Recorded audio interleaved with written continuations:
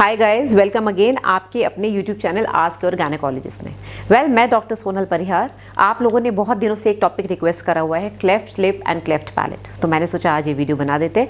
बीच में ओवुलेशन वाली सीरीज़ चल रही थी, जो कि वापस से अब एक और नई सीरीज़ आएगी। ओवुलेशन के बारे में बहुत से लोग जानना चाहते हैं, क्या चेंजेस होते हैं और कब कब सेक्स करना चाहिए, कौन से फर्टाइल डेज हैं, कौन से सेफ डेज हैं। तो इस पर एक सीरीज़ आएगी जो कि हम बहुत जल्दी लॉन्च करेंगे। But cleft lip and palate बहुत दिनों से ड्यू था, इसलिए मैंने ये वीडियो बनाया है। इससे पहले कि मैं शुरू करूं, मैं आपको थैंक्स बोलना चाहूँगी। बहुत जल्दी 1 मिलियन आने वाले, क्रॉस करने वाले। और दूसरी चीज़, आप लोग बहुत कंफ्यूज हैं मुझसे कैसे कांटेक्ट करना है। गाइस, डॉकवाइज ऐप पे अब आप लोग पैसा मत डालिए। मैंने बहुत साल, इसको 2 साल चला लिया। डॉकवाइज में बहुत प्रॉब्लम्स हैं, टेक्निकल प्रॉब्लम्स बहुत ज़्यादा हैं, कोई वहाँ हेल्प करने वाला भी नहीं है। तो आप लोग प्लीज़ वहाँ अपने पैसे ना डालिए, क्योंकि जो पुराने वीडियोज़ देख रहे हैं वो डॉकवाइज पे अभी भी आ रहे हैं, उसमें कोई रिपोर्ट शेयर नहीं हो रही, कुछ नहीं जा रहा है। इट इज़ बेटर कि आप मेरी सेक्रेटरी को व्हाट्सएप करें 9358545556 पे, और आप मेरे से कंसल्टेशन के लिए उनसे पूछ लें कैसे करना है। ठीक है। बाकी जब आपको मौका मिले आप बिल्कुल हॉस्पिटल आइए, मेरा एड्रेस है, फ़ोन नंबर है, आप अपॉइंटमेंट बुक करके आइए। Alright. So cleft lip and cleft palate. Cleft यानी कि कोई भी छेद रह गया या फिर कोई डिफॉर्मिटी रह गई कि आपस में जॉइन नहीं हो पाए, कोई भी एक स्लिट रह गया, उसको क्लेफ्ट बोलते हैं। तो लिप एंड पैलेट यानी कि अंदर रूफ, जो माउथ का रूफ है, उसको बोलते हैं पैलेट।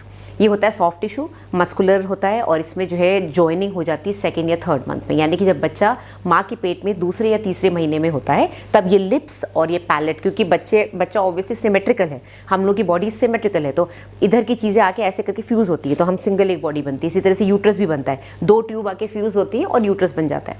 तो जब 2nd या 3rd मंथ में कोई प्रॉब्लम हो जाती है, कोई जेनेटिक प्रॉब्लम, एनवायरमेंटल प्रॉब्लम, तो उस वजह से मसल्स जो है वापस से मसल एंड स्किन मिल नहीं पाती, जुड़ नहीं पाती, तो इसको क्लेफ्ट बोलते हैं। अब ये क्लेफ्ट लेफ्ट में भी हो सकता है, राइट में भी हो सकता है, या फिर दोनों साइड हो सकता है। तो लेफ्ट को लेफ्ट बोलेंगे, राइट को राइट बोलेंगे, यूनिलैटरल होंगे ये, और जब दोनों होंगे तो होगा बाईलैटरल। तो bilateral cleft lip, bilateral cleft palate. Lip and palate, अंदर का, अंदर यानी कि roof of the mouth.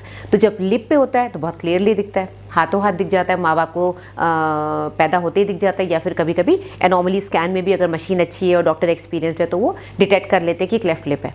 Cleft palate अगर है और साथ में लिप में कोई डिफॉर्मिटी नहीं है तो ये कई बार अनडायग्नोज रह जाता है, दिखता नहीं है, क्योंकि ऑब्वियसली सोनोग्राफी में अगर मिस हो गया, बहुत से लोग एनॉमली स्कैन नहीं भी कराते हैं। हमारी कंट्री में अभी भी बहुत सारे लोग हैं जो सीधे 9th मंथ में डॉक्टर के पास आते हैं बिना किसी चेकअप के, स्पेशली जो रूरल पॉपुलेशन है, या फिर जब उनका मूड किया कभी सोनोग्राफी करा ली, उनको कोई टाइमिंग का पता नहीं है, कब कराना होता है, एंटी स्कैन क्यों कराना होता है, एनॉमली स्कैन क्यों कराना होता है। तो ऐसे केसेस में बहुत सारी चीज़ें मिस हो जाती हैं। तो अगर सोनोग्राफी में मिस हो गया और बच्चा पैदा हुआ, उसके लिप सिप सब नॉर्मल हैं, तो पता ही नहीं चलेगा कि उसके अंदर पैलेट पे डिफॉर्मिटी है। तो ऐसे केसेस अनडायग्नोज चले जाते हैं, क्योंकि किसी किसी केस में तो अंदर क्लेफ्ट होता है। अगर माँ समझदार है, अंदर उसने फिंगर डाल के चेक किया कि भाई बच्चा क्यों रो रहा है, क्यों ठीक से सक नहीं कर पा रहा है, तो उसको फील हो जाएगा क्लेफ्ट। कई बार क्लेफ्ट फील भी नहीं होता, कई बार अंदर मसल्स जुड़ी हुई नहीं होती है, कार्टिलेज जुड़ा हुआ नहीं होता, उसके ऊपर बस स्किन आई हुई होती है, पतली से जो म्यूकोजल जो थिक अंदर की जो पिंकिश जो स्किन होती है वो आई हुई थी। तो उसमें फिर बच्चा लेट सिम्टम्स में प्रेजेंट करता है, मतलब बहुत लेट पता चलता है पेरेंट्स को। सिम्टम्स क्या होते हैं? सिम्टम्स होते हैं सबसे पहले तो सकिंग में प्रॉब्लम आएगी। अगर बच्चे का पैलेट जो है वो बीच में से कटा हुआ है, बीच में जॉइंट है, तो जो सकिंग जो रिफ्लेक्स होता है, बच्चा जो ब्रेस्ट फीड करता है वो बहुत पुअर होगा, सकिंग ठीक से नहीं कर पाएगा। सेकेंडली, क्योंकि पीछे कनेक्शन है नेजोफैरिंग्स और ओरोफैरिंग्स का, और साथ में कान का जो मिडिल ईयर होता है उसमें से एक यूस्टेशन ट्यूब जाती है जो कि पीछे नेजोफैरिंग्स में कनेक्ट करती है। तो ये सारी चीज़ें जो हैं आपस में क्योंकि कनेक्टेड होती है, साथ ही में पैलेट में जॉ भी आता है, टीथ होता है, तो इन सबके इन्फेक्शन, मिडिल ईयर इन्फेक्शन, उसमें फ्लूइड भर जाना, डेंटल इन्फेक्शन यानी कि दांतों का इन्फेक्शन, सकिंग मैंने आपको बता ही दिया पुअर होगी, साथ ही में डेंटल इन्फेक्शन हो गया, और क्या, हाँ, साउंड में प्रॉब्लम होगी। बच्चा जब बोलेगा या रोएगा तो उसकी नेजल टोन आएगी, जो प्रॉपर जो साउंड आती है, क्योंकि सब कुछ इंटैक्ट होता है, तो टंग का मूवमेंट, पैलेट का मूवमेंट, टंग पैलेट पे टच करती है तो साउंड्स निकलती हैं कुछ कुछ, तो ये साउंड्स उसकी ख़राब होंगी। तो ये सारी जो चीज़ें हैं ये धीरे धीरे जैसे जैसे माँ बाप, बच्चा बड़ा होगा तो माँ बाप देखेंगे, नोटिस करेंगे, डॉक्टर को बताएंगे। अगर बच्चा पैदा होते ही दिख गया कि उसको क्लेफ्ट लिप है, तो डॉक्टर अंदर उंगली डाल के चेक करते हैं कि पैलेट इंटैक्ट है कि पैलेट में भी प्रॉब्लम है। ठीक है, उसके अकॉर्डिंग उसकी सर्जरी प्लान होती है। तो क्लेफ्ट लिप और पैलेट पहली बात तो बहुत कॉमन नहीं है, लेकिन ज़्यादातर ये ठीक हो जाता है। कारण ये है कि इसमें साथ में और कोई एबनॉर्मेलिटी नहीं देखी गई है। जनरली ज़्यादातर केसेस में स्पॉन्टेनियसली सॉलिटरी फाइंडिंग होती है, सिंगल फाइंडिंग, बस और बच्चे में और कोई खराबी नहीं, सिर्फ एक वही चीज़ है। तो ये डेवलपमेंटल डिफेक्ट है जो कि सर्जरी से या तो एक सर्जरी या 2-3 मल्टीपल सर्जरीज के साथ ये ठीक हो जाती है। और बहुत सारे एसोसिएशंस हैं, बहुत सारी ट्रस्ट्स हैं जो कि माँ बाप को सपोर्ट करती हैं इस तरह के बच्चों की सर्जरी करके, प्लास्टिक सर्जन्स फ्री में करते हैं। तो हमारे यहाँ भी एक एसोसिएशन चल रहा है इस तरह का, हमारी कंट्री में भी, ठीक है। तो ये पहली बात तो कोई डरने की बात नहीं, अनलेस कि कोई सिंड्रोम है, अनलेस कि इसके साथ और भी कुछ प्रॉब्लम है बच्चे को, तो फिर उसमें जेनेटिक काउंसलिंग की जरूरत पड़ती है।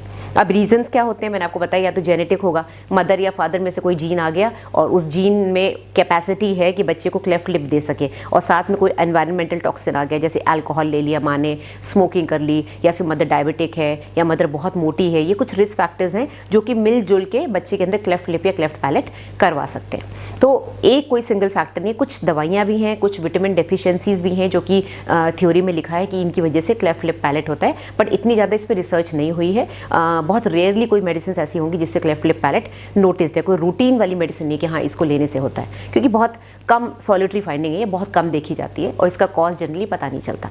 अब अगर मेल और फीमेल देखें तो मेल बच्चों में यानी कि जो लड़के हैं उनमें लिप का कट होना ज़्यादा कॉमन है, क्लेफ्ट लिप ज़्यादा कॉमन है, और फीमेल्स में जो फीमेल बेबीज़ हैं उनमें क्लेफ्ट पैलेट यानी कि अंदर वाला जो है रूफ ऑफ द माउथ उसका स्लिट यानी कि क्लेफ्ट ज़्यादा कॉमन है।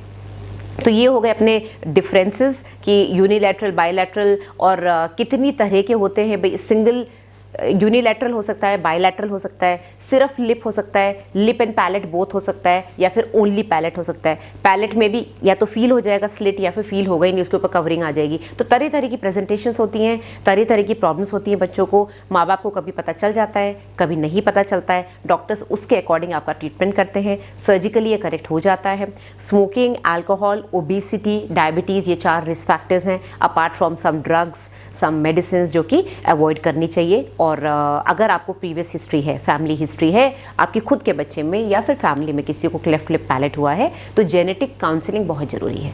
जेनेटिक काउंसलिंग से पता चलेगा कि ऐसा कौन सा रिस्क फैक्टर है जो फैमिली में रन कर रहा है जिसकी वजह से ये प्रॉब्लम हो रही है। ऑलराइट गाइस, तो इससे ज़्यादा आपको जानने की जरूरत नहीं है। क्लेफ्ट लिप पैलेट बहुत ही इजीली करेक्टेबल डिजीज़ है और बहुत ही इजीली डायग्नोज भी हो जाता है, अनलेस कि बहुत ही माइन्यूट सा कुछ हो और बिल्कुल ही मैं कह रही हूँ बहुत ही छोटा सा क्लेफ्ट हो, दिखे ना सोनोग्राफी में, तो पैदा होने के बाद वो दिख जाता है और उसका करेक्शन हो सकता है। ऑलराइट, सो हम बहुत जल्दी नेक्स्ट वीडियो के साथ मिलेंगे। अगर आपको ये वीडियो अच्छा लगा तो प्लीज़ शेयर करिए, लाइक करिए और सब्सक्राइब करना मत भूलिएगा। Thank you very much.